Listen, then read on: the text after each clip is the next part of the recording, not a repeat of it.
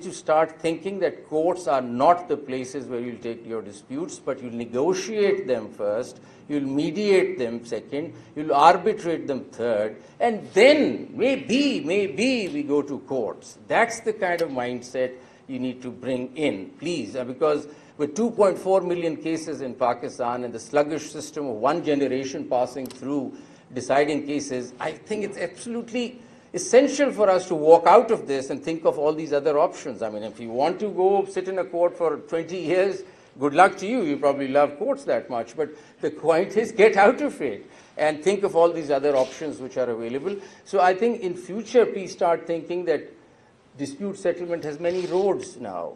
And it's not only the courts. Also, do not think of an alternative dispute resolution as a separate concept which is on the side somewhere. No. It is a mainstream justice system requirement. And once you all the lawyers should have that on their table. If there is a problem, let's negotiate, let's mediate, let's arbitrate. And I think you've got to get yourself trained in that. That's the future. Anybody who's not going through mediation training or negotiation training or arbitration training will lose out. I think the future is going to move in that direction. People are sick and tired of litigation. Please try to understand. I'm sure we all connect on this point. It cannot be that you sit in for 30 years and get matters decided. So that is one mindset that we need to bring in.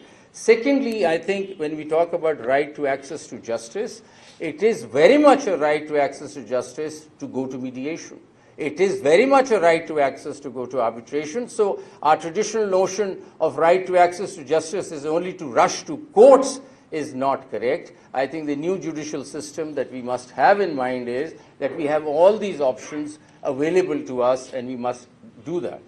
I'd also earlier, and something very close to what Dr. Hossaini had said about prevention and mitigation, something perhaps similar, which suggested that it's about time, if there are companies sitting here, it's about time that you have an in-house ADR center, please. This is how the world is moving. People in various countries, the companies have their own ADR system, a panel inside, which could possibly look at this mitigation and prevention thing within the system. In their model, they go tell you what the prevention mitigation is. I would imagine make them self-sustainable, you see. Let the companies have an ADR system within. Try to resolve your disputes first, and if it doesn't work, then it comes out to a private arbitration center or court and wherever it has to go, and then maybe leads to litigation, if at all. So that's another suggestion, that please, all the organizations, corporations, companies must start thinking of having their own ADR panels within and resolve their disputes, and that's something akin to something with Dr. Hossaini's idea of prevention mitigation, because we should just avoid that. So, and lastly, I would say that the Supreme Court with the ADR initiative, our initiative at the Supreme Court is court-annexed ADR, and that has a reason. We have litigation pending, which is about 2 million cases in the district courts.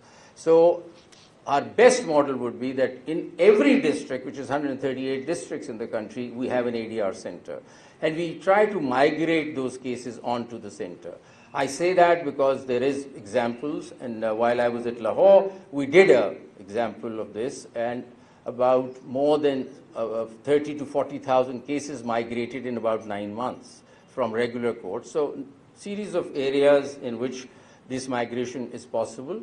So the judiciary is going to go as a first cut for ADR, court-annexed ADR.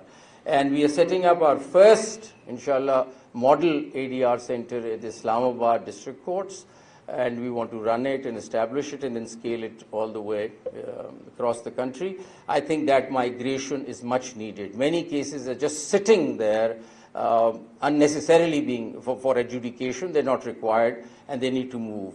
And I think once we sort of do this first tier at the district level, I think the similar center like in Delhi High Court and others could be at the High Courts. Islamabad High Court has already taken initiative in that. So we could do the High Courts and then eventually the Supreme Court. And I think ADR is the future, and I would urge the young lawyers sitting here to please seriously consider this as the future. and as an avenue, and please get yourself trained in this area. With the help of Dr. Hosseini and OICAC, I'm sure we're going to have new programs in this area. And what's very interesting about OICAC is, which increasingly is actually, I'm sort of getting swayed and quite convinced, are the Islamic principles behind it, which makes it fascinating actually. As a personal growth that I've had in the last couple of months on this, I think Islamic principles are fascinating, of justice, of finance, of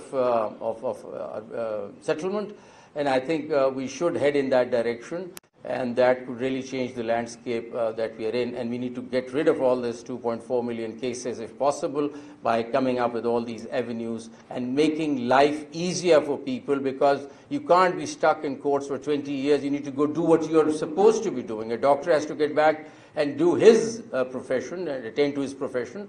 Businesses have to get back to their businesses. You can't be stuck in courts for 20 years, for God's sake. Not possible.